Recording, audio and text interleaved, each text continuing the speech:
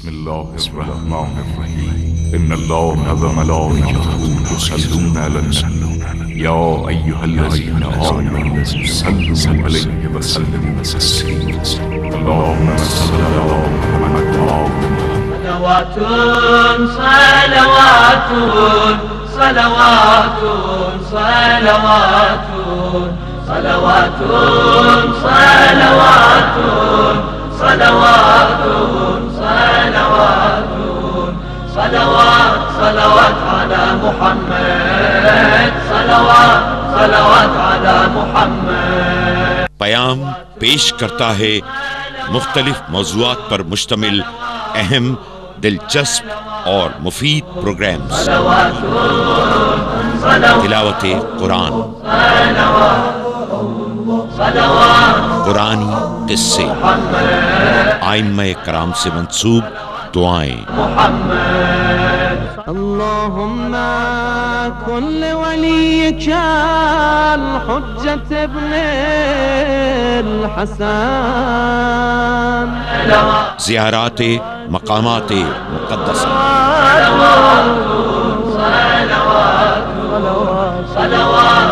مختلف علماء کرام اور مشہور ذاکرین کے عشرہ مجالس و دروس،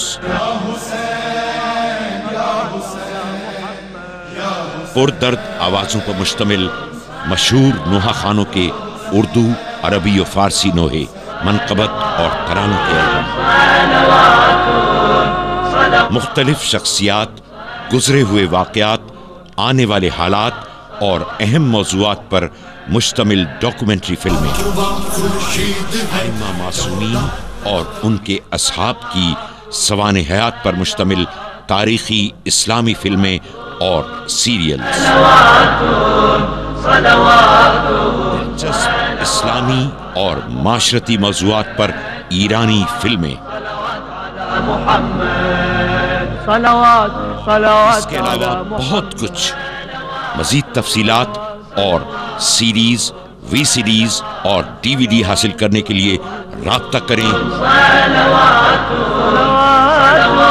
پیام اسلامی ثقافتی مرکز، R641 بلاک 20، مسجد Khair ul-Amal road, federal B area, Karachi. Phone 021-634-8492. Website www.payam.com.pk. Email sales@payam.com.pk.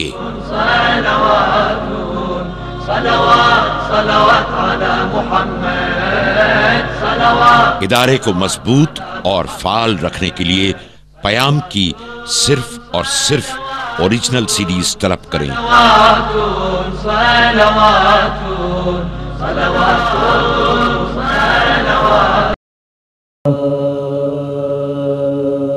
فرش مجلس پر فاطمہ زہرا لمحہ لمحہ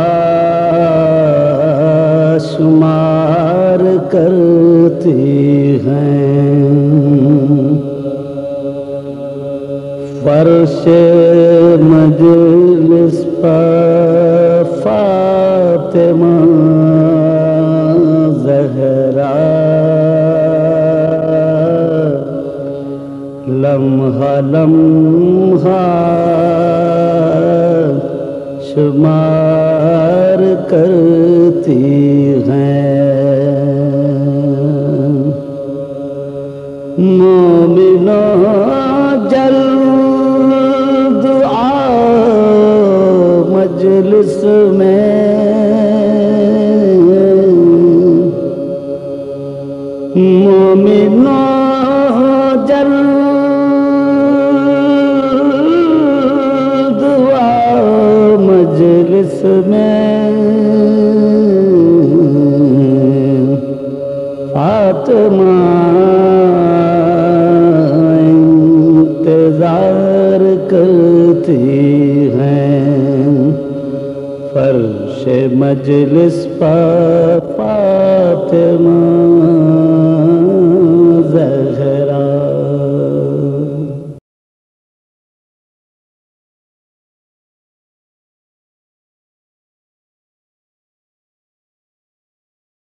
یا جناب سیدہ یا جناب سیدہ سیدہ یا جناب سیدہ یا جناب سیدہ سیدہ یا جناب سیدہ سیدہ سیدہ یا جناب سیدہ سیدہ سیدہ سیدہ یا جناب سیدہ سیدہ. أما بعد فقد قال الله تعالى عز اسمه في محكم كتابه ومتقن خطابه. بسم الله الرحمن الرحيم. لا إكراه في الدين قد تبين الرشد من الغي فمن يكفر بالطاغوت ويؤمن بالله فقد استمسك بالعروة الوثقى لا انفصام لها والله سميع عليم. صلوات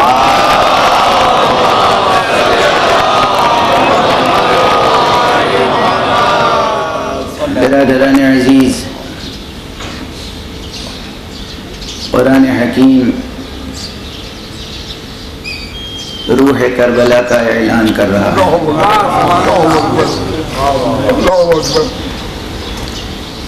کہ دیکھو، جب انسان اولو العزم ہوتا ہے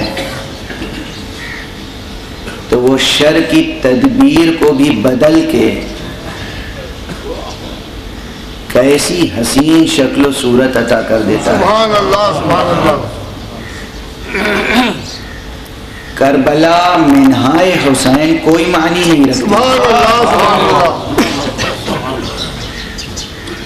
لفظ کربلا، مفہوم کربلا، عرض کربلا، معرکہ کربلا، جنگ کربلا کیا ہے؟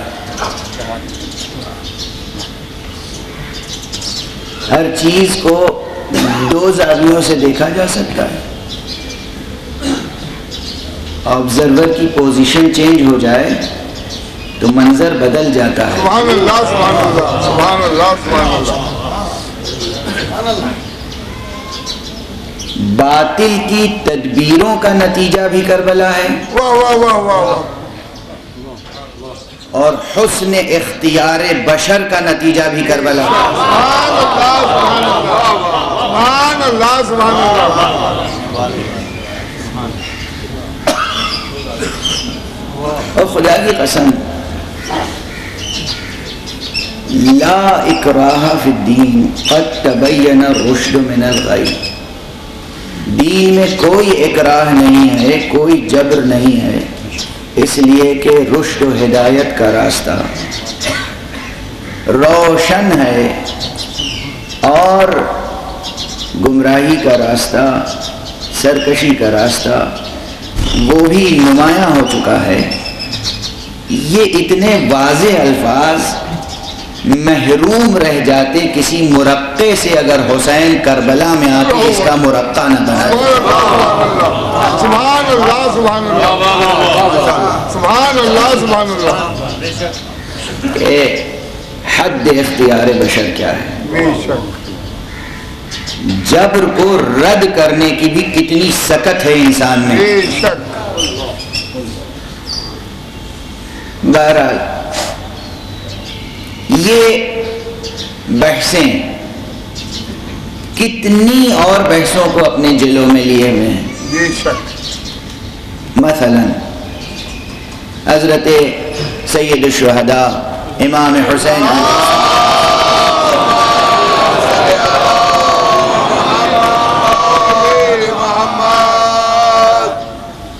کی شخصیت کو، آپ کی ذات گرامی کو اگر کوئی شخص مذہبی نگاہ سے نہ دیکھنا چاہے،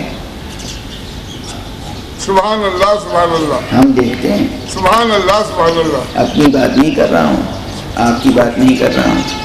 اگر کوئی شخص بے شک. سرکار سید الشہداء کو، امام حسین کو صرف حسین ابن علی ابن ابی طالب کے عنوان سے دیکھنا چاہے واہ سبحان اللہ سبحان اللہ سبحان اللہ سبحان اللہ. تو میں کہوں گا دیکھو غور کرو اس شخصیت کو انسانی سطح پہ پرکھو مطالعہ کرو. تو امامت کا عنوان اس کے لیے کوئی زیادہ معنویت نہیں رکھتا. نواسہ رسول ہونے کا عنوان نواسہ محمد ابن عبداللہ ہونے کے عنوان پہ وہ غور کرے گا. سبحان اللہ سبحان اللہ. نواسہ نبی اور نواسہ رسول اور نواسہ خاتم النبیین کا عنوان اس کے لیے معنویت نہیں رکھتا.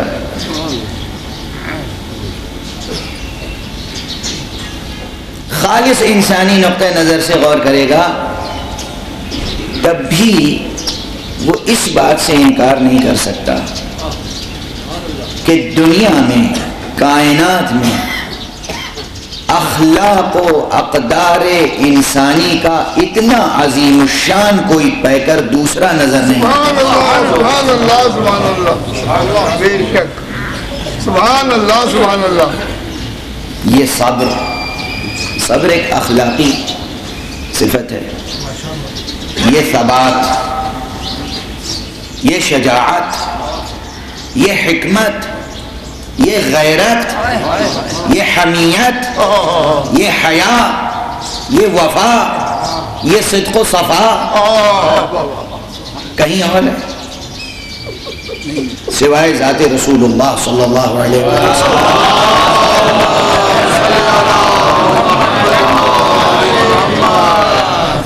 سوائے ذات رسول اللہ کے بے شک سبحان اللہ. اور کہیں ہے یا رسول اللہ صلی اللہ علیہ وسلم کی ذات میں ہے، یا علی کی ذات میں ہے، یا فاطمہ کی ذات میں ہے، یا حسن و حسین کی ذات میں ہے. یہ کہاں سے یہ صفتیں ان میں آ گئیں؟ سبحان اللہ سبحان اللہ. کل گفتگو اس مرحلے تک پہنچ گئی تھی کہ ہم جو بھی نظریہ اپنی زندگی میں انتخاب کریں وہ زندگی کے ہر شعبے کو روشن کرنے والا ہو. بے شک تہذیب نفس سے متعلق جو نظریے ہوں، جو بھی نظریہ ہو، تہذیب نفس کو بھی اچھی طرح واضح کر دے، تدبیر منزل بھی سکھائے، سیاست مدن بھی بتائے، انسان کی انفرادی زندگی سے لے کر اجتماعی اور معاشرتی اور سیاسی اور اقتصادی زندگی تک وہ نظریہ ساتھ ساتھ چلنا چاہیے. اور اس میں انفرادی زندگی میں سب سے اہم پہلو کون سا ہے؟ اخلاق کا پہلو ہے. اور میں نے گزارش کی تھی کہ اخلاق کی بنیاد بھی اس نظریے پر ہونی چاہیے. سبحان اللہ سبحان اللہ. اخلاق کی بنیاد نظریہ توحید پر ہونی چاہیے. بے شک. اور ایک لفظ نظریے کو بدل دوں، پہلے بھی عرض کر چکا ہوں کہ نظریے کے کلمے سے کہیں کوئی غلط فہمی پیدا نہ ہو، کوئی ابہام پیدا نہ ہو، تو کہہ دوں کہ اخلاق کے پورے نظام کی بنیاد حقیقت توحید پر ہونا چاہیے. سبحان اللہ سبحان اللہ. یہ حقیقت توحید پر جو اخلاق کا نظام قائم ہوگا وہی اخلاقی نظام ہے جو ہمیں سرکار سید الشہداء کی زندگی میں نظر آتا ہے. سبحان اللہ سبحان اللہ سبحان اللہ سبحان اللہ. اس لیے کہ تاریخ کا جس طرح بھی مطالعہ کریں، سیرت کا جس طرح بھی مطالعہ کریں، سوانح عمری کا جس طرح بھی مطالعہ کریں، یہ تو نہیں بھلایا جا سکتا کہ حسین نواسے ہیں کس کے؟ محمد ابن عبداللہ کے صلی اللہ علیہ وسلم.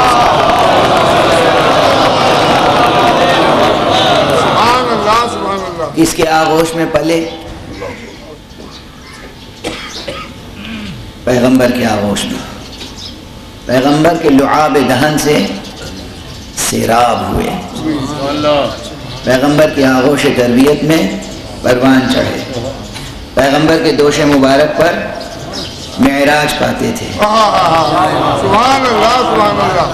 اس کی معراج کا کوئی کیا تصور کر سکتا ہے جو صاحب معراج کی پشت پر معراج پائے. سبحان اللہ سبحان اللہ سبحان اللہ. واہ واہ واہ واہ. سبحان اللہ اس کی معراج کا. سبحان اللہ سبحان اللہ. لیکن بہرحال اس ذات گرامی کی تمام باطنی، عرفانی، الہی، نوری، ملکوتی صفتوں سے صرف نظر کر کے بھی اس سے تو انکار نہیں کیا جا سکتا. تاریخ کی ایک سچی حقیقت ہے کہ اس نانا نے کلمہ لا الہ الا اللہ سے دنیا کو روشناس کرایا تھا. اس نانا نے ایک نعرہ بلند کیا تھا، قولوا لا الہ الا اللہ تفلحوا. لا الہ الا اللہ کہو اور فلاح پاؤ. سبحان اللہ سبحان اللہ سبحان اللہ. دیکھیے نا، اس پیغام کی روح کو تو سمجھیے، اس پیغام کی روح کو سمجھیے. پہلا نعرہ جو حضور نے دیا، قولوا لا الہ الا اللہ تفلحوا. لا الہ الا اللہ کہو فلاح پاؤ. تفلحوا تم فلاح پاؤ. واہ واہ واہ. یعنی کہ تم لا الہ الا اللہ کہو اور تمہارے لا الہ الا اللہ کہنے سے خدا کو کوئی فائدہ ہوگا. خدا کے لیے تم خدا کا خیال رکھو. ایسے بھی خدا ہوتے ہیں جن کا ہمیں خیال رکھنا پڑتا ہے. سبحان اللہ سبحان اللہ. پوری تاریخ ہے. جسے بھی ہم خدا بناتے ہیں اس کا ہم ہی کو خیال رکھنا پڑتا ہے. سبحان اللہ سبحان اللہ سبحان اللہ. اس لیے کہ یہ مجبوری ہے، یہ ایک حقیقت ہے، یہ ایک صداقت ہے فطری، یہ ایک حقیقت ہے وجودی. بنانے والے ہی کو اپنی تخلیق کا خیال رکھنا پڑتا ہے. تخلیق چاہے بنانے والے کا خیال رکھے یا نہ رکھے.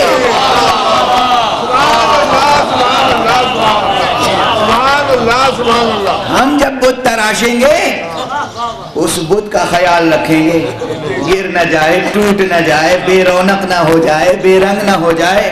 اس بت کو چاہے ہمارا خیال ہو یا نہ ہو، اور چاہے کا تو دخل ہی نہیں ہے. اس کے پاس تو وہ چیز بھی نہیں ہے جو چاہے. سبحان اللہ سبحان اللہ. تو یہ ایک وجودی حقیقت ہے کہ بنانے والے کو اپنی تخلیق کا خیال رکھنا پڑتا ہے. تخلیق بنانے والے کا خیال رکھ بھی نہیں سکتی. تو لا الہ الا اللہ کہنے سے خدا کو کوئی فائدہ ہوگا نہیں. لا الہ الا اللہ کہنے سے مجھے کوئی فائدہ ہے؟ دیکھو لا الہ الا اللہ کہو اور مجھے بادشاہ مان لو، نہیں. سبحان اللہ سبحان اللہ. لا الہ الا اللہ کہو اور اتنا اچھا پیغام میں تمہیں دے رہا ہوں، اس کی اجرت میں مجھے کچھ دو، نہیں. نہ خدا کو کچھ چاہیے نہ مجھے کچھ چاہیے.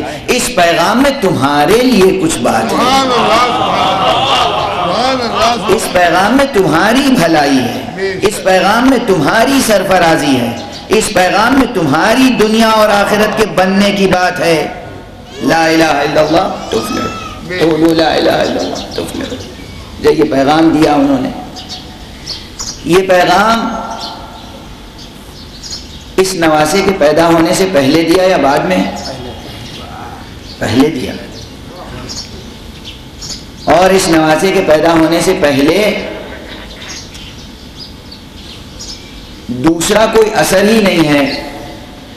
اس لیے کہ کردار سازی میں کہاں کہاں سے ہم دیکھتے ہیں اثرات آتے ہیں، ماں کی طرف سے اثرات آتے ہیں. تو حسین نہ صرف یہ کہ خود اس گود میں پروان چڑھے، بلکہ چونکہ حسین اس شخصیت کی بیٹی کے بیٹے ہیں. بیٹی کس گود میں پروان چڑھی؟ اسی محمد ابن عبداللہ کی آغوش میں پروان چڑھی. اچھا دوسرا کردار سازی کا عنصر کدھر سے آتا ہے؟ باپ کی طرف سے. سبحان اللہ سبحان اللہ. باپ کون؟ علی ابن ابی طالب.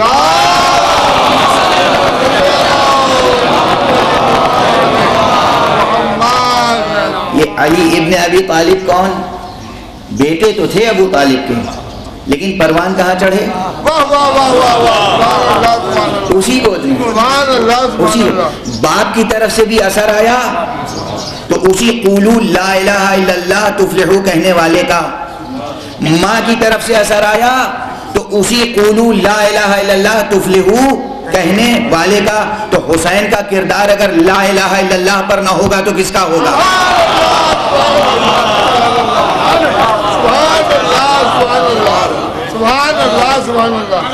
اگر حسین کا کردار لا الہ الا اللہ پر مبنی نہ ہوگا تو کس کا ہوگا؟ اور جب لا الہ الا اللہ پر کوئی خطرہ آئے گا تو حسین کام نہ آئے گا تو کون کام آئے گا؟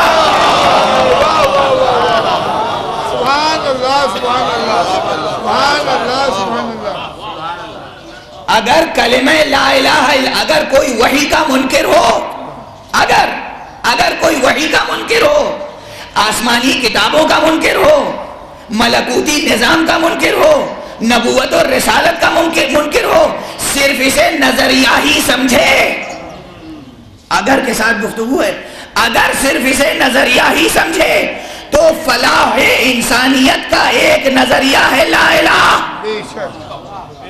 یہ لا الہ الا اللہ کا نظریہ دینے والے محمد مصطفیٰ صلی اللہ علیہ وآلہ وسلم کا نواسا حسین وہ نواسا ہے کہ اگر آج دنیا کو لا الہ الا اللہ کا نظریہ نصیب ہے تو محمد مصطفیٰ کی ریاضت کے ساتھ حسین کی ریاضت کو نظر انداز نہیں کیا جا سکتا. اسی لیے خواجہ اجمیر نے کہا تھا، بار بار یاد دلا رہا ہوں، حقا کے بنا لا الہ است حسین. اسی لیے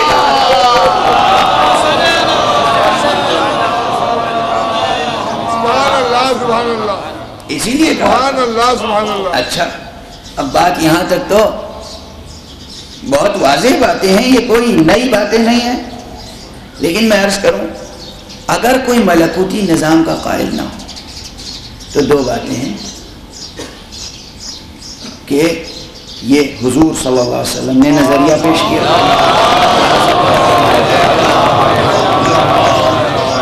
حضور نے یہ نظریہ پیش کیا لا الہ الا اللہ، اور کس لیے پیش کیا؟ اب ایک گروہ سوچنے والوں کا اپنی اپنی سوچنے والوں کا ایک گروہ یہ ہے جو آج بھی کہتا ہے، یہ جتنے اورینٹلسٹ ہیں، جو مستشرقین ہیں، جو بڑی محنت کر کے عرق ریزی کر کے اسلام کا مطالعہ کرتے ہیں، مشرقی ادیان اور مذاہب کا مطالعہ کرتے ہیں، تاریخ بشریت کا مطالعہ کرتے ہیں، وہ بھی یہی کہتے ہیں کہ دراصل یہ ایک حکومت قائم کرنے کے لیے نظریہ تھا، خاندانی حکومت اور اپنی حکومت، سب نہ صحیح لیکن ان میں سے کچھ کہتے ہیں. یہی وہ آواز تھی جو کسی وقت ملک شام سے بلند ہوئی تھی.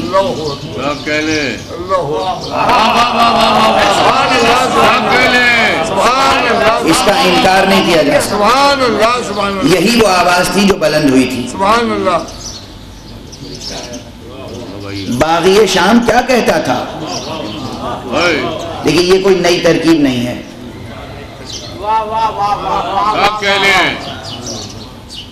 باغی کے معنی عربی زبان میں دو ہیں، اور بھی عربی میں تو ایک ایک لفظ کے کئی معنی ہیں، لیکن باغی کے معنی دو ہیں.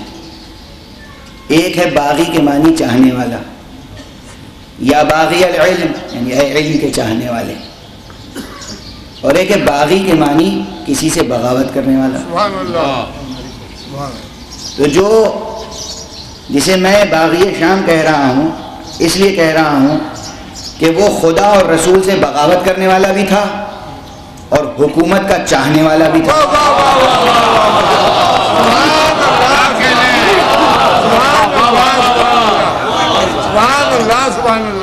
وہ حکومت چاہتا تھا، بس کچھ نہیں، ہمیں حکومت چاہیے. اور کہتا کیا تھا؟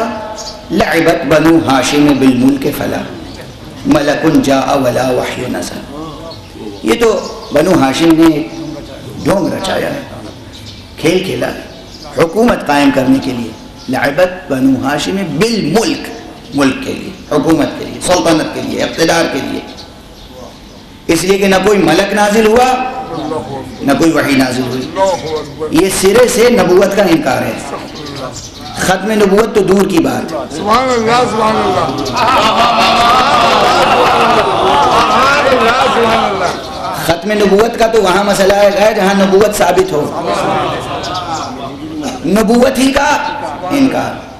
اس جذبے کا، اس شعور کا، اس فکر کا، اس باغیانہ سوچ کا، اس طاغوتیت کا مقابلہ کس نے کیا؟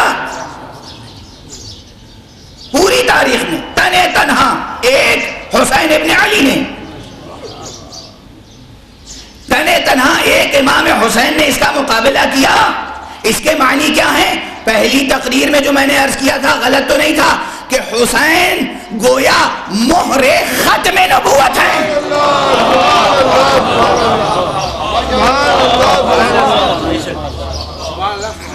ایک طرف سے یہ آواز بلند ہو رہی ہے کہ نہ کوئی ملک نازل ہوا اور نہ کوئی وحی آئی، یعنی نبوت ہی کا انکار. اور ایک طرف اپنی قربانی دے کر کلمہ لا الہ الا اللہ کو بچایا، کلمہ محمد رسول اللہ کو بچایا، اور ساتھ میں حقیقت ختم نبوت کو محفوظ کر دیا. قرآن کو ہمیشہ کے لیے تحریف سے محفوظ کر دیا، اور نہ صرف ظاہر قرآن کو تحریف سے بچا لیا، باطن قرآن کو بھی تحریف سے بچا لیا.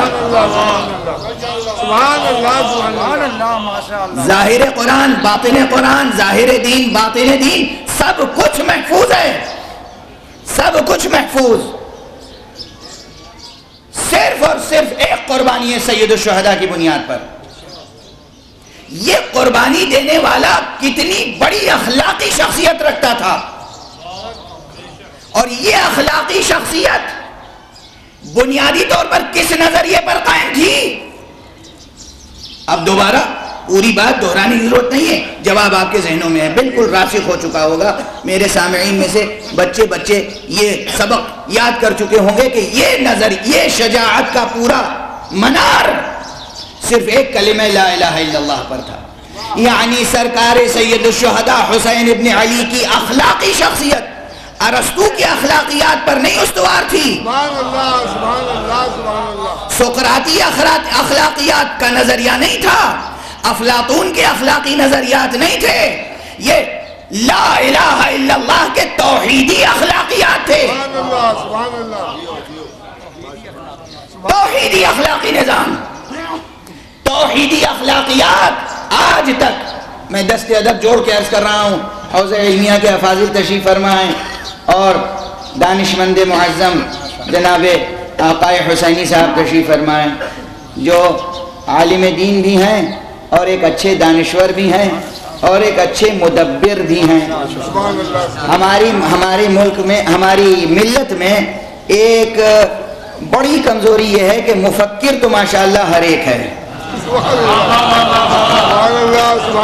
لیکن مدبر نہیں ملتے. سبحان اللہ سبحان اللہ سبحان اللہ سبحان اللہ سبحان اللہ. مفکر سب ہیں، کون آخر کسی کی فکروں پہ پہرا لگا سکتا ہے؟ سبحان اللہ سبحان اللہ. ہر شخص مفکر ہے، ہر شخص مفکر، لیکن مدبر بہت کم ہے. اور ماشاءاللہ ادبی شخصیتیں بھی ہیں. ڈاکٹر ہلال نقوی صاحب تشریف فرمائیں اور حضرات تشریف فرمائیں. مولانا افتخار عابدی صاحب تشریف فرمائیں. ڈاکٹر محمد رضا کاظمی صاحب تشریف فرمائیں. تو جب اور آپ سبھی حضرات نہ جانے کتنے یہاں پر ایسے حضرات ہیں کہ جو علمی ذوق رکھتے ہیں، ادبی ذوق رکھتے ہیں، شعری ذوق رکھتے ہیں، حکیمانہ ذوق رکھتے ہیں. اور اگر کسی کے اندر کوئی ذوق نہ ہو، صرف ایک ذوق عزا ہو،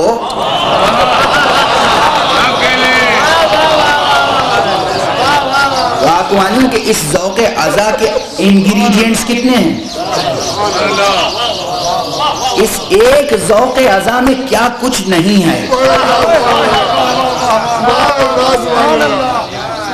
یہ ذوق عزا شاعر بنا دیتا ہے، یہ ذوق عزا حکیم بنا دیتا ہے، یہ ذوق عزا مفکر بنا دیتا ہے، یہ ذوق عزا تدبر سکھا دیتا ہے، یہ ذوق عزا توحیدی طرز حیات کے قریب لے آتا ہے، یہ ذوق عزا۔ اور اسی لیے عزا کا نظام قائم ہے اور قائم رہے گا۔ تو چونکہ ماشاءاللہ افاضل ہیں، اس لیے میں کبھی کبھی دقیق بحثیں چھیڑ دیتا ہوں۔ کل میں نے توحیدی بنیاد نظام اخلاق کی تفسیر کے لیے کہا تھا کہ جتنی کتابیں علم اخلاق میں لکھی گئی ہیں، تقریباً 90% کتابیں یا اس سے بھی زیادہ، ان سب میں غیر شعوری طور پر ثنویت کا نظریہ آ گیا، دوئی کا نظریہ آ گیا، روح اور جسم کی دوئی، مادے اور روح کی دوئی۔ بعض اصحاب کو یہ بات گراں گزری کہ یہ بات آج تک تو سنی نہیں، آپ کا نہ سننا اس بات کی دلیل تو نہیں ہے کہ یہ بات تھی نہیں۔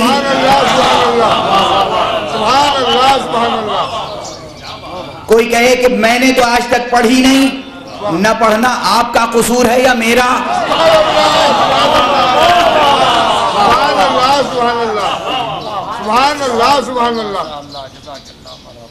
اچھا، اس سے پہلے بھی چونکہ میں ملا صدرہ کے مکتب حکمت متعالیہ کا ایک ناچیز سا طالب علم ہوں، اس لیے برابر یہ باتیں زبان پر آ جاتی ہیں۔ اس سے پہلے بھی کراچی کی دوسری مجلسوں میں اشارتاً یہ بحث کر چکا ہوں، ذکر کر چکا ہوں، لیکن پھر بھی کل میں نے گزارش کی تھی کہ روح اور بدن میں دوئی کے قائل نہ ہوں۔ اس پر ظاہر ہے کہ پورے نظریے پہ گفتگو تو ہوئی نہیں، ریفرنس کے طور پہ ایک بات کہہ کے آگے بڑھ گیا۔ اب ایک مغالطہ پیدا ہوا، وہ سوال مجھے آج دیا گیا ہے، تو میں نے ایک وعدہ کیا کہ میں اس سوال کا جواب بھی دے کر آگے بڑھوں گا کہ جب روح اور جسم میں دوئی نہیں ہے، دو چیزیں الگ الگ نہیں ہیں، تو کیا اس کے معنی یہ نہیں ہوں گے کہ جب جسم ختم ہو جاتا ہے تو اسی کے ساتھ روح بھی ختم ہو گئی؟ یہ مغالطہ ہے، لیکن ایک لمحے بھر میں یہ مغالطہ دور ہو جائے گا، لمحے بھر میں۔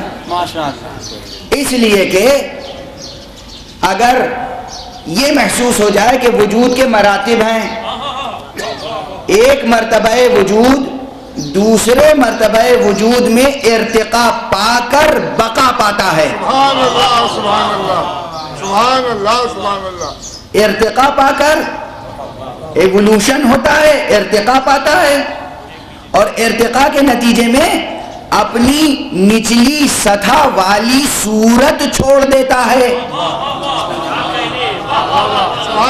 اور برتر صورت و شکل میں بقا پاتا ہے،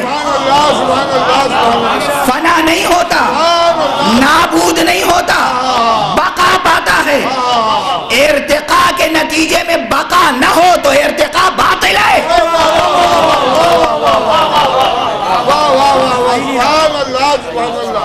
بحث دقیق ہے۔ اچھا، اور آپ اس کو یوں سمجھیں، انہی حضرت ملا صدرہ نے ایک جملہ کہا ہے، کیا جملہ ہے؟ کہتے ہیں روح کی حقیقت یہ ہے، نفس کی حقیقت یہ ہے کہ یہ جسمانیت الحدوث ہے اور روحانیت البقا۔ یہ پیدا ہونے کے لیے جسم کا سہارا لیتا ہے، باقی رہنے کے لیے جسم کا محتاج نہیں ہوتا۔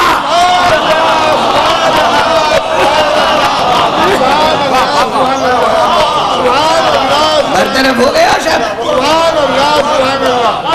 میں ایک جملہ کہوں، میرے پورے وجود کا اس وقت فائدہ اور اثر کیا ہے؟ وہ خیالات جو لفظوں کے ذریعے آپ تک پہنچ رہے ہیں، یہ الفاظ میرے وجود کا حصہ ہیں، اور پورا میرا وجود، میں نے غذائیں کھائیں کس لیے؟ تاکہ اس لائق ہوں کہ گفتگو کر سکوں. میں نے کتابیں پڑھی کس لیے؟ تاکہ میں اس لائق ہوں کہ گفتگو کر سکوں. میں نے 4-6 گھنٹے آرام کرنے کی کوشش کی کس لیے؟ تاکہ میرا جسم اس قابل ہو کہ میں گفتگو کر سکوں. میرا پورا وجود ایک مقصد کو پورا کرنے کے لیے ہے، اور وہ ہے میری گفتگو، اور اس وقت وہ گفتگو ہو رہی ہے. اور اب یہ گفتگو ہونے کے لیے میری محتاج ہے، باقی رہنے کے لیے آپ کے ذہنوں کی محتاج.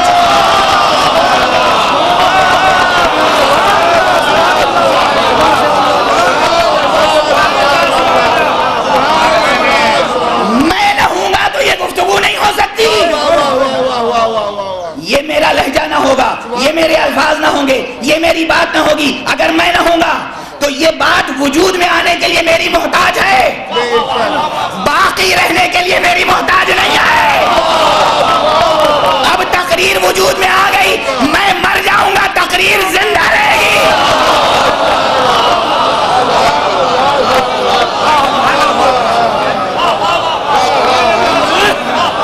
یہ تقریر ویڈیو پہ ریکارڈ کر لیجئے، یہ تقریر ٹیپ پہ ریکارڈ کر لیجئے، یہ تقریر ذہن میں ریکارڈ کر لیجئے، یہ تقریر دل میں ریکارڈ کر لیجئے.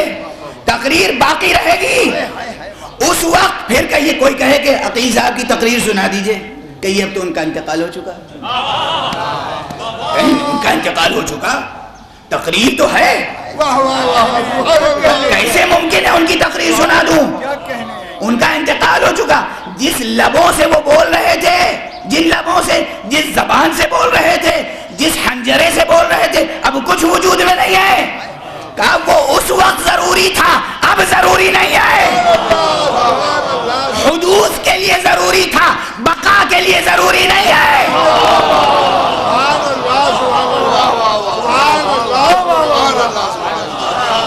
آگے چلتے ہیں.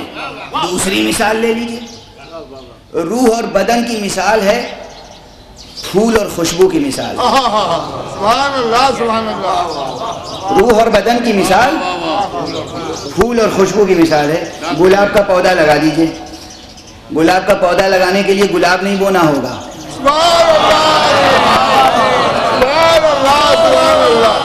کوئی یہ حماقت نہ کرے کہ گلاب کا تر و تازہ پھول لائے اور کمال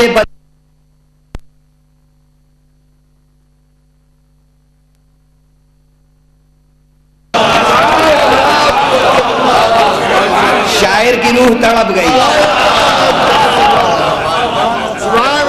گلاب کا پھول لائے، گل محمدی لے آئے اور اسے سپرد خاک کر دیا. اب انتظار میں روزانہ سینچ رہے ہیں گلاب کا پودا نکلے گا، یا وہاں سونگ رہے ہیں زمین خوشبو. سبحان اللہ. یہ فطرت کے ساتھ بد معاملگی ہے. سبحان اللہ. تو گلاب کے پھول تک پہنچنے کے لیے ظاہر ہے کہ جو پروسیس فطری اور نیچرل ہے وہ کام میں لایا جائے گا. پودا لگایا جائے گا، قلم لگائی جائے گی، اور اس کے بعد پھر اس کی شاخیں بنیں گی، کوپلیں پھوٹیں گی، کلیاں پیدا ہوں گی، اور کلی کو سونگھیے، اس کی ٹہنیوں کو سونگھیے، خوشبو ہے؟ نہیں ہے. اور اس کے بعد وہ کلی ایک خاص مدت کے بعد کھلے گی، اور اس کے بعد وہ مکمل پھول بنے گا، اور اس کے بعد اس میں خوشبو محسوس ہوگی. اس میں کسی مرحلے پر آ کر کوئی سائنٹسٹ کوئی عطر انجیکٹ نہیں کرتا. سبحان اللہ سبحان اللہ سبحان اللہ سبحان اللہ. کہ جب 4 مہینے کا پودا ہو جائے، سبحان اللہ سبحان اللہ سبحان اللہ سبحان اللہ. جب پودا 4 مہینے کا ہو جائے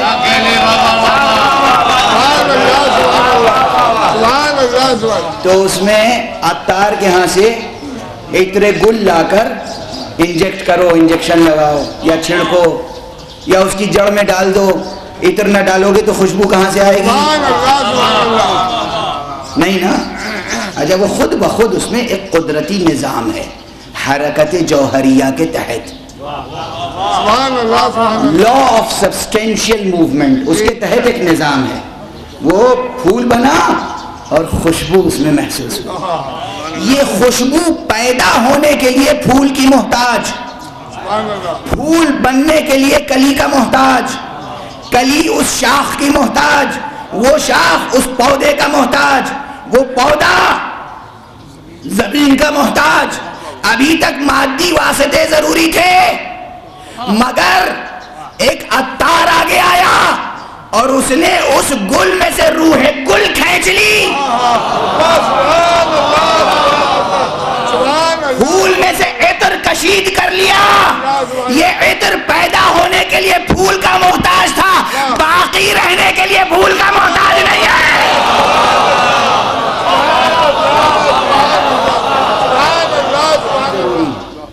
تو آپ سمجھ میں آئی بات؟ جیسے پھول کی خوشبو پیدا ہونے کے لیے تو مادی پھول کی محتاج ہے، باقی رہنے کے لیے مادی پھول کی محتاج نہیں، بلکہ اب باقی رہنے کے لیے عطر کشید کرنے والے کے حسن اختیار پر اور حسن ذوق پر مبنی ہے، وہ اس خوشبو کو جہاں چاہے رکھے،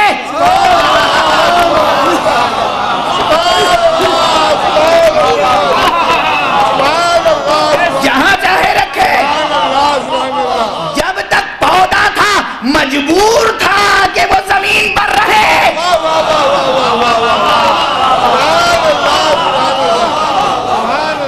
جب گل میں سے عطر گل کشید کر لیا کشید کرنے والے نے، تو اب زمین کا محتاج بھی نہیں، جہاں تک چاہے خوشبو کو لے کر جا سکتا ہے، جہاں تک چاہے، جہاں چاہے محفوظ کر دے۔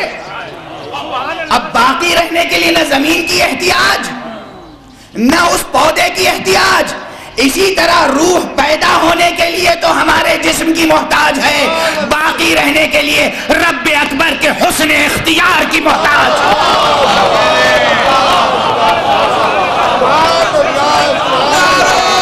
صلوات پڑھیں محمد۔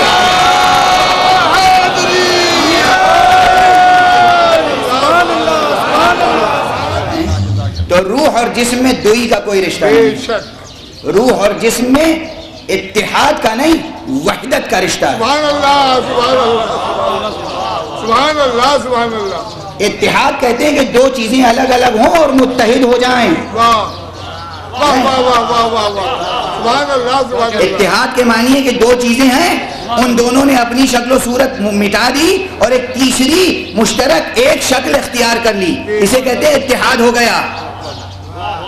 یہاں اتحاد نہیں وحدت ہے، وحدت ہے، بسیط حقیقت ہے وجود۔ جب تک یہ نظریہ راسخ نہیں ہوگا اس وقت تک وہ مضبوط اخلاقی بنیاد فراہم نہیں ہوگی سبحان اللہ، سبحان اللہ۔ کہ جو انسان کو ہر طرح کے انتشار سے بچا لے اور انسان کے افکار میں، اس کے اعمال میں، اس کے طرز عمل میں، ہر چیز میں مکمل ارتباط، مکمل ہم آہنگی، مکمل انسجام، مکمل وحدت ہو۔ سبحان اللہ، سبحان اللہ۔ اور اسی کا نام کمال صداقت ہے۔ صداقت، صداقت آپ سمجھتے ہیں صداقت سچائی، یہ ایک اخلاقی صفت ہے۔ معلوم ہے کہاں کہاں اس سوال سے دو چار ہونا پڑتا ہے منطق میں کہ قضایہ منطقیہ کی صداقت کا معیار کیا ہے۔ سبحان اللہ، سبحان اللہ۔ ایک جملہ خبریہ کی صداقت کا معیار کیا ہے، کہاں کہاں یہ مسئلے آتے ہیں صداقت، یعنی کسی خبر کو ہم سچی خبر کب کہیں گے اور جھوٹی خبر کب کہیں گے۔ سبحان اللہ، سبحان اللہ۔ اب اس میں کتنے نظریے ہیں، ان سب نظریوں کے بیان کا موقع نہیں ہے، یہ کلاس روم کی باتیں ہیں، لیکن میں اسے ڈائلیوٹ کر کے اور ایک خاص منزل تک پہنچنے کے لیے آپ کے سامنے گزارش کر رہا ہوں۔ نحو میں یہ بحث ہے، معانی میں، بیان میں یہ بحث ہے، منطق میں یہ بحث ہے، اصول فقہ میں یہ بحث ہے کہ جناب والا معیار صدق و کذب قضایا کیا ہے۔ میں نے ایک بات کہی کہ جناب ہلال نقوی صاحب شاعر ہیں، ہلال نقوی شاعر ہیں، ایک خبر ہے، ایک قضیہ ہے، یہ قضیہ صادق ہے یا کاذب، سچا ہے یا جھوٹا، تو اس کے دو معیار ہیں۔ ایک معیار ہے کہ خارج میں یہ شاعر ہوں یا نہ ہوں، اگر میرے اعتقاد میں شاعر ہیں تو یہ قضیہ سچا ہے۔ ہو سکتا ہے آپ میں سے کوئی انہیں شاعر نہ سمجھتا ہو، سرے سے نہ شاعر سمجھتا ہو، متشاعر سمجھتا ہو، ہوتا ہے۔ میں شاعر سمجھتا ہوں تو چونکہ میں شاعر سمجھتا ہوں اور جب میں کہہ رہا ہوں کہ ہلال نقوی شاعر ہیں تو یہ قضیہ سچا ہے، صادق۔ دوسرا نظریہ کہ نہیں، آپ کے اعتقاد سے کیا تعلق، ہم خارج میں دیکھیں گے، خارج میں جو شخص وجود رکھتا ہے جس کا نام ہے ہلال نقوی، آیا وہ شاعر ہے کہ نہیں ہے؟ اگر وہ شاعر ہے تو قضیہ سچا ہے، چاہے آپ اسے دل سے شاعر نہ مانتے ہوں، اور اگر وہ شاعر نہیں ہے تو قضیہ جھوٹا ہے، چاہے آپ دل سے اسے شاعر مانتے ہوں۔ یعنی ایک معیار کیا ہے صدق کا؟ قائل کا، کہنے والے کا اعتقاد۔ ایک معیار صدق کا کیا ہے؟ عالم خارجی میں واقعیت سے انطباق، کہ جو بات کہی گئی وہ واقعاً خارج میں موجود حقیقت سے منطبق ہے یا نہیں۔ دیکھا آپ نے، صداقت کے دو نظریے ہو گئے۔ اب صداقت کے اس طرح سے جتنے نظریے ہیں ان تمام نظریوں کو اگر جمع کیجئے تب میں عرض کرتا ہوں کہ صداقت کا مکمل نظریہ قائم ہوگا۔ سبحان اللہ، سبحان اللہ، سبحان اللہ۔ اور صداقت کا معیار اگر تلاش کرنا ہو، چاہے وہ منطقی معیار ہو، چاہے وہ ادبی معیار ہو، ایک حقیقت ہوتی ہے صداقت کی جسے کہتے ہیں شاعرانہ صداقت۔ سبحان اللہ۔ اس کی تفسیر کا اب موقع نہیں ہے کہ شاعرانہ صداقت کسے کہتے ہیں۔ چاہے منطقی اعتبار سے قضیہ جھوٹا ہو، شاعرانہ میزان پہ سچا ہو سکتا ہے، اور وہ شاعرانہ صداقت ہوگی۔ کمال رتبہ صداقت یہ ہے کہ جہاں صداقت کے جتنے معیار ہوں وہ سب پورے ہوتے ہوں۔ سبحان اللہ، سبحان اللہ۔ اور اس میں ایک جملے کا اضافہ کروں، صداقت کا کمال معیار یہ ہے کہ ماضی میں جو باتیں ہو چکی انہی واقعیتوں سے منطبق نہ ہو۔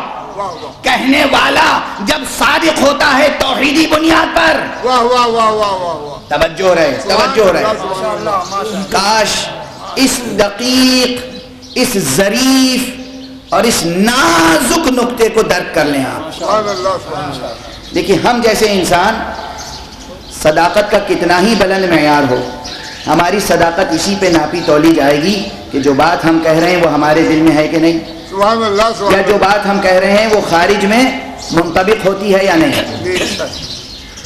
جو خارج میں واقعات ہیں، حقائق ہیں، وہ منطبق ہوتے ہیں یا نہیں ہوتے ہیں۔ میں کہہ رہا ہوں کہ میں جہاں ممبر پہ بیٹھا ہوں، اس مکان کے پیچھے جو سڑک ہے اس پر ایک چیز ہے، ایک کتاب خانہ ہے جس کا نام ہے خراسان بک سینٹر۔ اچھا، یہ حقیقت کے مطابق ہے، اس لیے یہ قضیہ سچا ہے، یہ چیز وجود رکھتی ہے۔ مگر میں کہوں کہ 100 برس کے بعد یہاں پر انشاءاللہ ایک یونیورسٹی ہوگی، میں فرض کیجئے دعا کر رہا ہوں، کل میں گیا تھا یہاں پر، فاطمیہ اسکول ہے، فاطمیہ کالج ہے، اور بہت محنت سے، بہت سلیقے سے، بہت قاعدے سے، خلوص کے ساتھ لوگ کام کر رہے ہیں۔ میں نے دعا کی کہ کاش ایک دن یہ کالجز اس قدر ڈیولپ ہو جائیں کہ آپ فاطمیہ یونیورسٹی قائم کر لیں۔ یہ فاطمیہ یونیورسٹی اس وقت وجود نہیں رکھتی، مگر میں کہہ جاؤں کہ انشاءاللہ 50 برس کے بعد، 25 برس کے بعد یہاں پر، یہاں سے وہاں تک اسی یونیورسٹی کا کیمپس ہوگا. اچھا اب اس کے صدق و کس کو تولنے کا کوئی پیمانہ نہیں ہے. نہیں ہے نا, نہیں ہے, بالکل نہیں ہے. اگر مستقبل میں یہ بات سچ ثابت ہو جائے تو مانیے گا کہ میں توحیدی جذبے سے کہہ رہا تھا.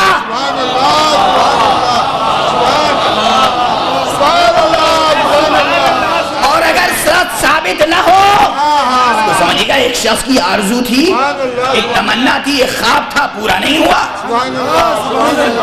اچھا اب ہم لوگ بہت ناقص وجود رکھتے ہیں.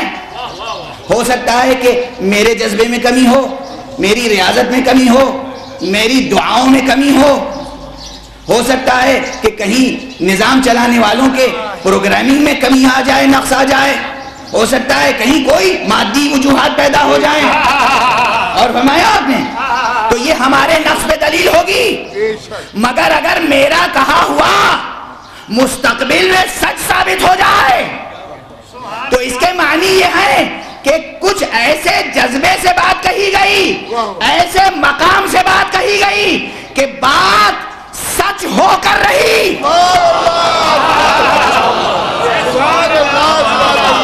توجہ ہے, صداقت ہے ایک اخلاقی صفت, مگر اگر یہ توحیدی معیار اور میزان پر ہو, توحیدی فاؤنڈیشن ہو اس کا, تو صداقت کی تاثیر کہاں کہاں نظر آتی ہے. اچھا اب ہم اگر سچوں کو ڈھونڈیں اور تلاش کریں اور فہرست بنائیں تو ہم سے غلطی ہو سکتی ہے.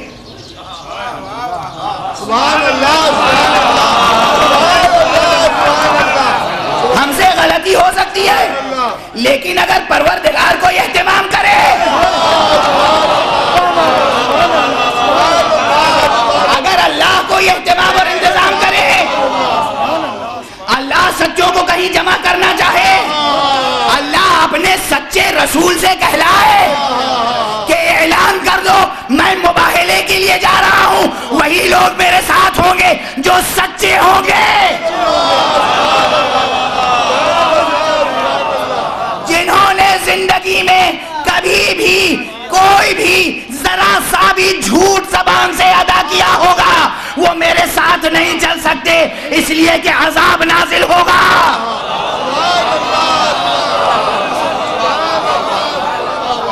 جھوٹ ایک رجس ہے, جھوٹ ایک نجاست ہے, جھوٹ ایک کثافت ہے.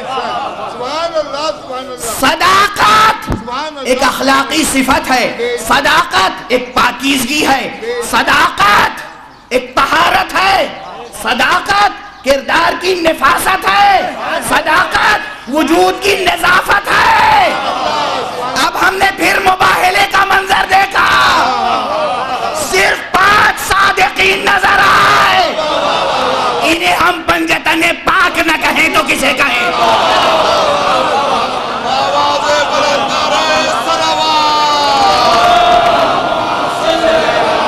آپ کا دل چاہے آپ بدل دیجئے فہرست,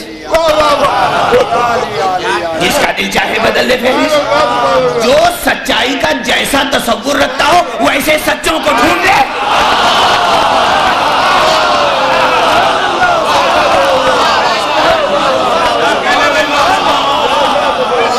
ہم تو سچائی کا لا الہ الا اللہ ہی تصور رکھتے ہیں,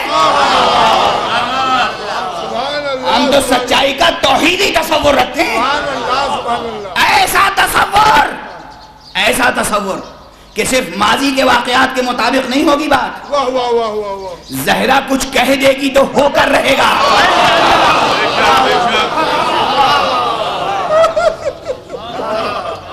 اگر زہرا بچوں سے کہہ دے بچوں تمہارے کپڑے خیاط کے ہاں ہیں, بس کہہ دیا, یہ زہرا کے پاس جیسے کن فیکونی ارادہ ہے. خدا کی قسم بچوں تمہارے کپڑے خیاط کیوں ہیں, رضوان جنت خیاط بن کے آ گیا. یہ ہے کمال صداقت, یہ ہے صداقت, یہ ہے سچائی. سچائی کے جتنے معیار ہوں سب کو سامنے رکھ کے زہرا کی صداقت. روزانہ میری تقریر کچھ حدود سے تجاوز کر جاتی ہے، لیکن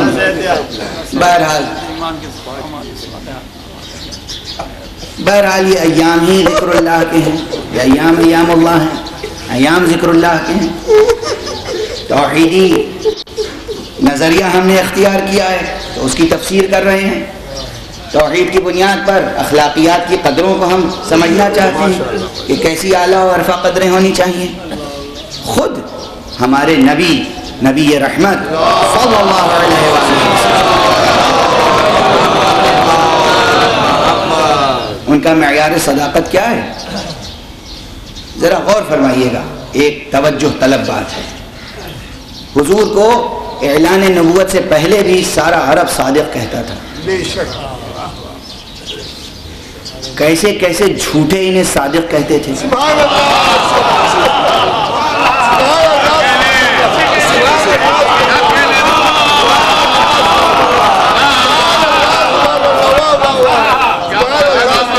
دیکھیے یہ طنز نہیں ہے، یہ حقیقت کی طرف اشارہ ہے۔ بے شک کیا حقیقت؟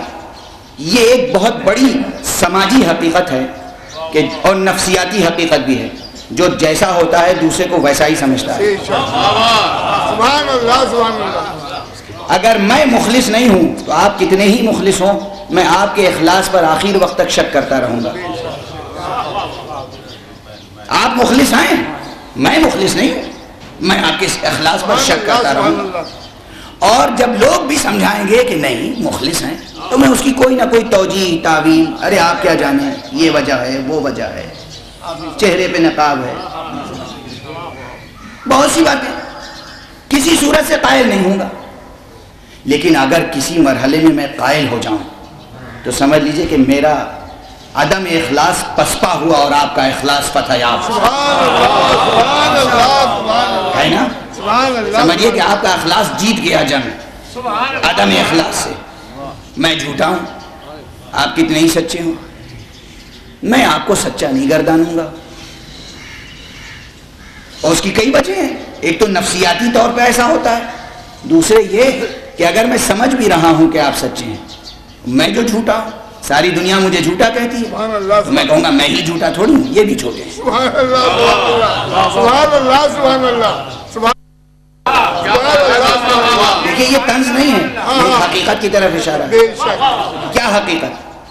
یہ ایک بہت بڑی سماجی حقیقت ہے کہ اور نفسیاتی حقیقت بھی ہے، جو جیسا ہوتا ہے دوسرے کو ویسا ہی سمجھتا ہے۔ بے شک سبحان اللہ سبحان اللہ۔ اگر میں مخلص نہیں ہوں تو آپ کتنے ہی مخلص ہوں، میں آپ کے اخلاص پر آخر وقت تک شک کرتا رہوں گا۔ آپ مخلص ہیں، میں مخلص نہیں ہوں، میں آپ کے اخلاص پر شک کرتا رہوں گا۔ اور جب لوگ بھی سمجھائیں گے کہ نہیں مخلص ہیں تو میں اس کی کوئی نہ کوئی توجیہ تعویل، ارے آپ کیا جانیں یہ وجہ ہے وہ وجہ ہے، چہرے پہ نقاب ہے، بہت سی باتیں کسی صورت سے قائل نہیں ہوں گا۔ لیکن اگر کسی مرحلے میں میں قائل ہو جاؤں تو سمجھ لیجئے کہ میرا عدم اخلاص پسپا ہوا اور آپ کا اخلاص فتح یاب ہے نا۔ سمجھیے کہ آپ کا اخلاص جیت گیا جنگ عدم اخلاص سے۔ میں جھوٹا ہوں، آپ کتنے ہی سچے ہوں، میں آپ کو سچا نہیں گردانوں گا۔ اور اس کی کئی وجہ ہیں، ایک تو نفسیاتی طور پہ ایسا ہوتا ہے، دوسرے یہ کہ اگر میں سمجھ بھی رہا ہوں کہ آپ سچے ہیں، میں جو جھوٹا ہوں، ساری دنیا مجھے جھوٹا کہتی ہے تو میں کہوں گا میں ہی جھوٹا تھوڑی ہوں، یہ بھی چھوٹے ہیں۔ سبحان اللہ سبحان اللہ سبحان اللہ سبحان اللہ سبحان ہوتی اللہ۔ یہ سماجی حقیقتیں ہیں، بے شک یہ نفسیاتی حقیقتیں بے ہیں۔ شک اپنے سے برتر ماننے کے لیے تیار نہیں ہیں۔ بے شک ارے جب اب تک نہیں ہے تو اس وقت کیا ہوگا؟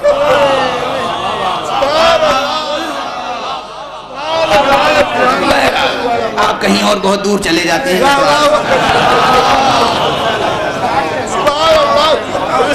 اس لیے ایک جملہ عرض کیا میں نے کہ کیسے کیسے جھوٹے انہیں سچا کہہ رہے تھے، اور دوسرا جملہ کیسے کیسے سچے انہیں سچا کہہ رہے تھے۔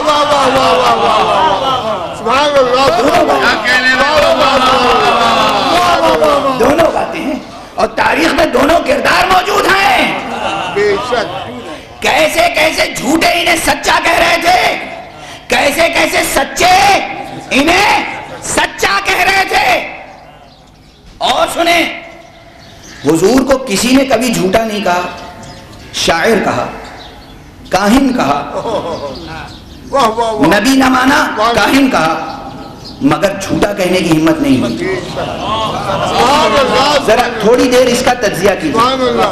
ہم جب کسی کو، کوئی شخص، توجہ رہے بس، کوئی شخص جب کوئی بات کہتا ہے، ایسی بات جو ہمارے دل میں ہو، جو ہمارے ذہن میں ہو، جو ہمارے ضمیر میں ہو، جو ہماری ذات میں چھپی ہوئی ہو، ہم اس کا انکار نہ کر پائیں، تو ہم یہ بھی نہیں کہتے کہ یہ جھوٹا ہے. کہتے ہیں عجب شخص ہے، شاعر معلوم ہوتا ہے.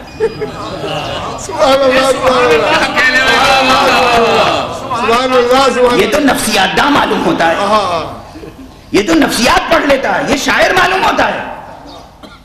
یا بات کوئی ایسی ہو جو ظاہر نہ ہو، چھپی ہوئی بات ہو، دل ہمارا قائل ہو اس کا، مگر ہم اس کو سچا نہ کہنا چاہیں تو کہیں گے جادوگر معلوم ہوتا ہے. سبحان اللہ، سبحان اللہ، سبحان اللہ، سبحان اللہ. اس نے جادو سے ہمارے گھر کی باتیں معلوم کر لی، بتا دی ہم کو. یہ جادوگر کہنا بھی گویا صادق کہنے کے برابر ہے. یہ شاعر کہنا بھی صادق کہنے کے برابر ہے. یہ اس بات کا ثبوت ہے کہ جھٹلا نہیں پا رہے ہیں، مگر اعتراف میں تکلف ہے.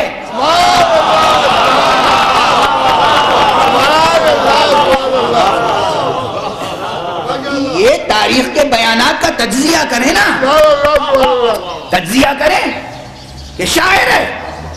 ارے بھئی شاعر ہے، کیا معنی شاعر ہے؟ شاعر کہہ کے آپ کیا کہنا چاہتے ہیں؟ جھوٹا نہیں کہہ رہے ہیں نا. کاہن ہے، جادوگر ہے، ساحر ہے، جھوٹا نہیں کہہ پا رہے ہیں. اس کا مطلب جو کچھ کہہ رہا ہے ایسا لگتا ہے کہ بات آپ کے دل و دماغ سے لگ رہی ہے، مگر آپ اعتراف نہیں کرنا چاہ رہے ہیں.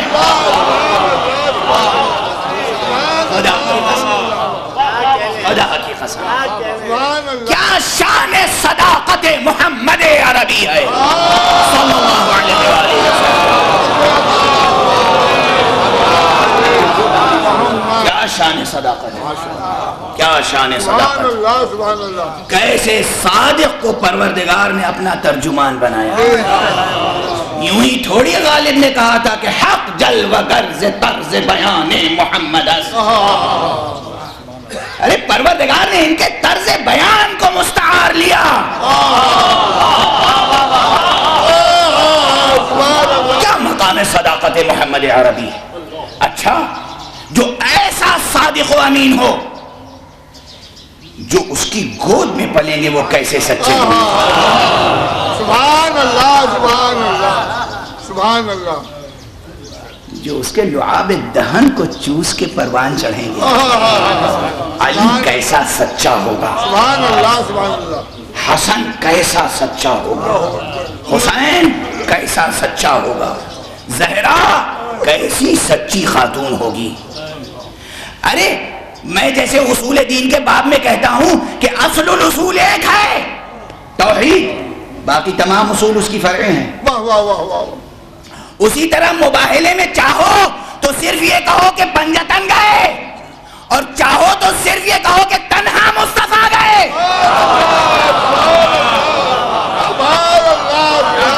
کچھ عرض کر رہا ہوں، کوئی نہ تھا جو مصطفیٰ کے ساتھ جاتا، تنہا مصطفیٰ گئے.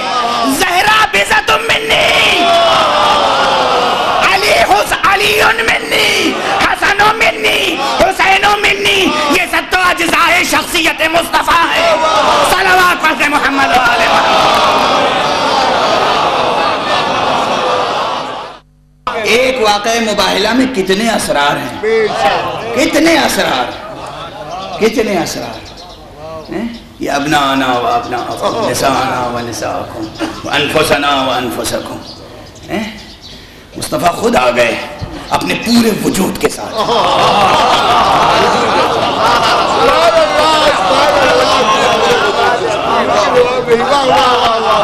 مباہلے میں مصطفیٰ خود آ گئے اپنے پورے وجود کے ساتھ. اب مصطفیٰ کا پورا وجود ممکن نہیں ہے کہ زہرا کو نظر انداز کر کے سامنے آئے. اب ممکن نہیں ہے کہ مصطفیٰ کا وجود حسن و حسین کو نظر انداز کر کے سمجھ میں آ جائے. اب ممکن نہیں ہے کہ مصطفیٰ کا وجود علی کو نظر انداز کر کے ہماری سمجھ میں آ جائے. اپنی سمجھ کی بات کر رہا ہوں, فہم بشری کی بات کر رہا ہوں. مصطفیٰ ہیں, مصطفیٰ صادق ہیں, اور مصطفیٰ کے آغوش میں جتنے پلے وہ کس درجے کے صادق ہیں. دیکھیے ابھی صداقت کی بحث ہو رہی تھی نا, کہ صداقت کا کمال یہ ہے کہ واقعاتی صداقت بھی ہو, جذباتی صداقت بھی ہو, خارجی صداقت بھی ہو, داخلی صداقت بھی ہو, موضوعی صداقت بھی ہو, معروضی صداقت بھی ہو, آبجیکٹیویٹی کے نقطہ نظر سے دیکھا جائے تب بھی ٹروتھ ہو, اور سبجیکٹیویٹی کے نقطہ نظر سے دیکھا جائے تب بھی ٹروتھ ہو, ماضی کے آئینے میں دیکھا جائے تب بھی سچ ہو, مستقبل کے آئینے میں دیکھا جائے تب بھی سچ ہو, حال کو دیکھا جائے تب بھی سچ ہو. صداقت کا یہی معیار ہے نا. کسی کے جذباتی نعروں کا بھی صداقت کا معیار کیسے پرکھا جائے. سبحان اللہ. علی ابن ابی طالب نے بار بار کہا کہ مجھے موت سے نہ ڈراؤ.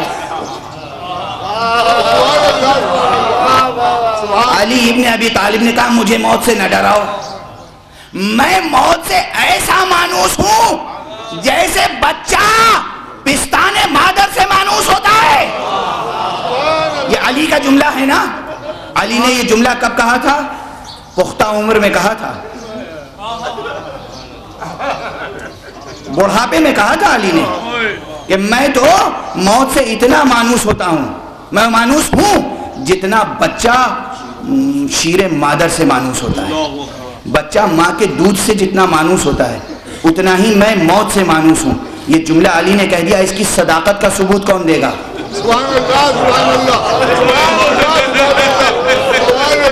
بس گفتگو ختم ہو.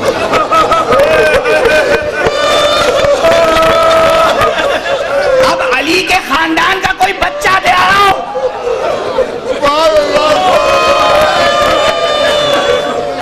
اور دیکھو اسے 3 دن بھوکا پیاسا رکھو.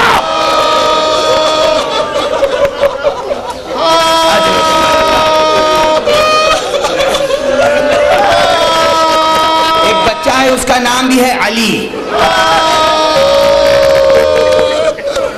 وہ حسین کا سب سے چھوٹا بچہ ہے,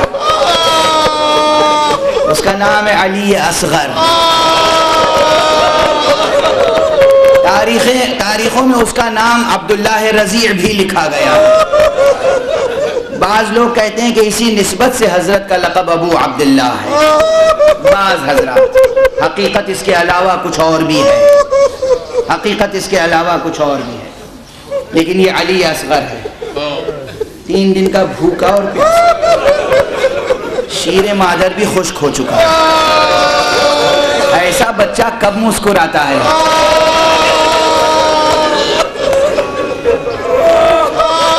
پیاسے بچے کو, بھوکے بچے کو ماں کا دودھ مل جائے مسکرا دے گا. بھائی معیار یہی ہے نا. مگر اس بچے کو ماں کا دودھ نہیں ملا مگر مسکرایا. یہ جس وقت مسکرایا ہے, اللہ اکبر, بے پناہ مضامین اس پر شعراء نے نظم کیے ہیں, مرثیہ نگاروں نے نظم کیے, سلاموں میں, قطعات میں, رباعیوں میں, اور شاعری کی ہر صنف میں بے پناہ مضامین ہیں. ایک اصغر کی مسکراہٹ پر بے پناہ مضامین ہیں. اور مجھے تو ایک عجیب و غریب شعر کبھی کبھی طبیعت پہ چھا جاتا ہے,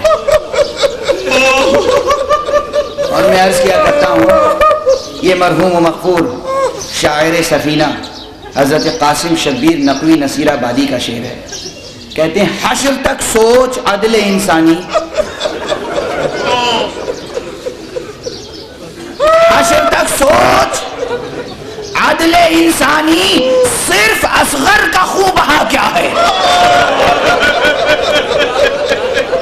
اجرکم علی اللہ. حسین کا نام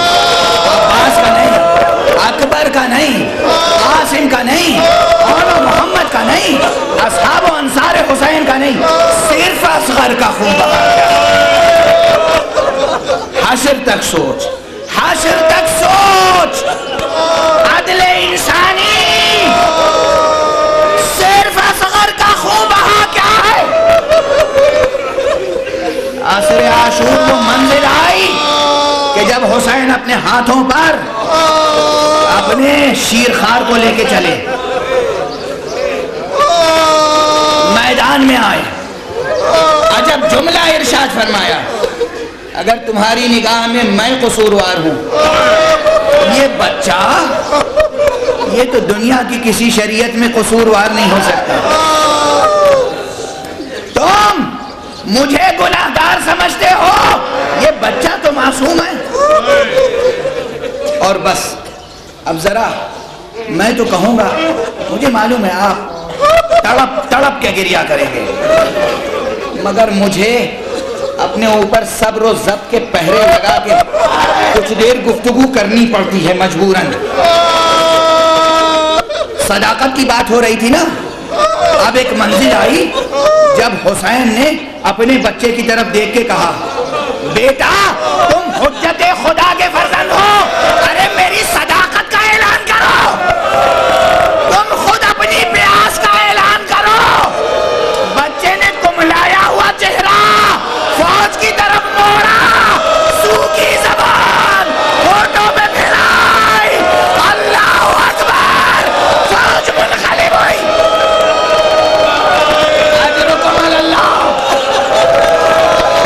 اجرکم علی اللہ، فوج منقلب ہو گئی اور پسر سعد نے کہا، ارملا اقطع قام الحسین، ارے حسین کے کلام کو منقطع کر دے، تیرے سے شعبہ چلا اور بچے کے گلوئے مبارک پہ لگا، اور بچہ انقلب الصبی علی ید الامام، مسکراتا ہوا بچہ امام کے ہاتھوں پر منقلب ہوا۔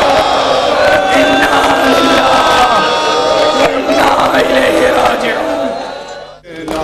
جھولیے اصغر گل بدن جھولنا، ہوا یہ بالو زیجاہ کو قلق کا جوڑ، کبھی گری کبھی روئی کبھی ہوئی خاموش، پچھاڑ خاموش۔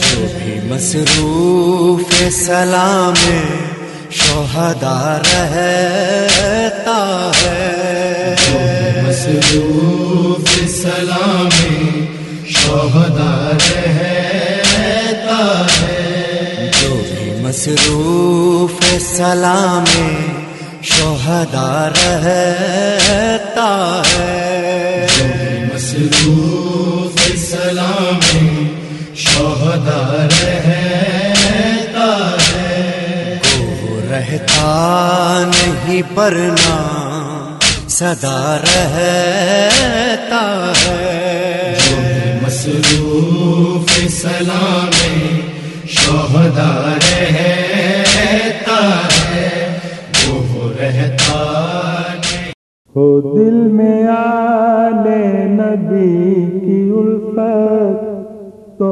آندھیاں کیسی یہ ہوا کیا، ہو دل میں آل نبی کی الفت، تو آندھیاں کیسی یہ ہوا کیا، یقین آئے تو کربلا کے دیے کو دیکھو وہ بجھ گیا کیا، ہم ایسے مولا کو مانتے ہیں جو دہر سے کامیاب گزرا، ہم ایسے مولا کو مانتے ہیں جو دہر سے کامیاب گزرا،